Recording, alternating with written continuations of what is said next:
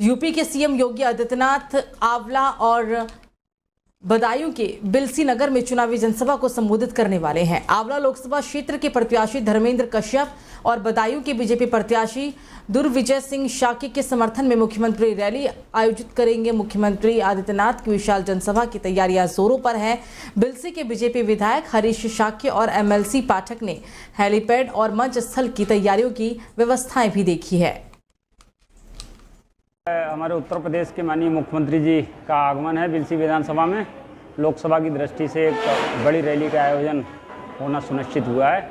उसकी तैयारियों के लिए हम सब लोग, हमारे साथ में हमारे बड़े भाई आदरणीय भागीश पाठक जी एमएलसी साहब और सब पार्टी के हमारे जिला विधानसभा के प्रभारी, संयोजक, रैली के संयोजक, हम सब लोग अभी कार्यक्रम स्थल पर गए थे। अधिक से अधिक जनता कल माननीय मुख्यमंत्री जी के विचारों को सुनने के लिए आएगी, ये मुझे पूर्ण विश्वास है और यही निवेदन है क्षेत्र की जनता से अधिक माननीय मुख्यमंत्री जी के विचारों को सुने। तो गृह मंत्री अमित शाह यूपी में कासगंज, मैनपुरी और इटावा में बीजेपी प्रत्याशियों के समर्थन में जनसभा करेंगे। तीसरे चरण में होने जा रहे मतदान को लेकर बीजेपी ने अपनी पूरी ताकत झोंक दी है। तीसरे चरण के लिए अब 7 मई को वोटिंग होगी। गृह मंत्री अमित शाह पहले कासगंज के 12 पत्थर मैदान पर सभा को संबोधित करेंगे और फिर आगरा से उनका helicopter Kasganj police line helipad पर दोपहर में उतरेगा और फिर एटा लोकसभा क्षेत्र में प्रत्याशी राजवीर सिंह के लिए जनसभा को संबोधित करेंगे। शाह के मैनपुरी आगमन को लेकर उनकी चुनावी जनसभा को संबोधित करने के लिए बीजेपी और शासन प्रशासन ने तैयारी पूरी कर ली है। कासगंज के बाद गृह मंत्री अमित शाह इटावा भी पहुंचेंगे।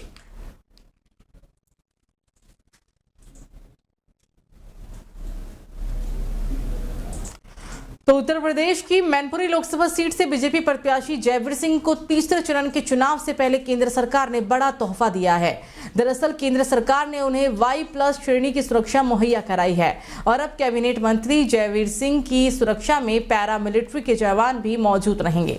दरअसल बीजेपी प्रत्याशी Jaiveer Singh high profile Mainpuri seat से चुनाव लड़ रहे हैं। इस सीट पर हालांकि समाजवादी पार्टी से अखिलेश यादव की पत्नी डिंपल यादव चुनावी मैदान में है। जयवीर सिंह ने 2022 के विधानसभा चुनावों में मैनपुरी विधानसभा सीट से चुनाव जीतकर विधानसभा पहुंचे थे और 66 साल के जयवीर सिंह को लंबा राजनीतिक अनुभव भी रहा है। उन्होंने अपने राजनीतिक ग्राम प्रधान के रूप में भी शुरू की थी। 2002 में फिर वो पहली बार मैनपुरी जिले की घिघोर सीट से चुनाव जीतकर विधानसभा पहुंचे। 2003 में उन्होंने प्रदेश सरकार में राज्य मंत्री के रूप में भी शपथ ग्रहण किया और 2007 में बनी बसपा सरकार में भी वो स्वतंत्र प्रभार के मंत्री रहे। हम लोग तो आप तो सुन रहे हैं, आपका लोन है आप तो सुन रहे हैं, हम लोगों को नहीं कुछ पता।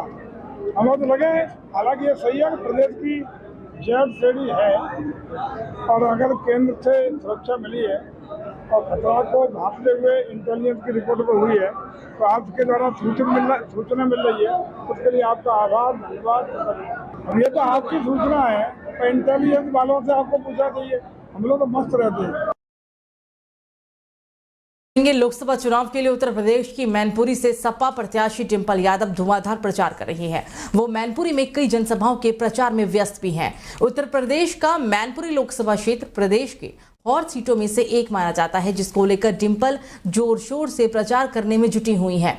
इस दौरान सपा प्रत्याशी डिंपल यादव ने बीजेपी पर निशाना साधते हुए कहा कि बीजेपी झूठ और भ्रष्टाचार की सबसे बड़ी पार्टी है, जिसका जनता इस चुनाव में सफाया कर देगी। 10 सालों में बीजेपी ने कोई काम नहीं किया है। वो जुमलों और हवाई बातों से जनता को बरगला रही है, लेकिन जनता अब जागरूक हो गई है और पार्टी की नीतियों से परेशान होकर समाजवादी पार्टी को वोट करने जा रहे हैं।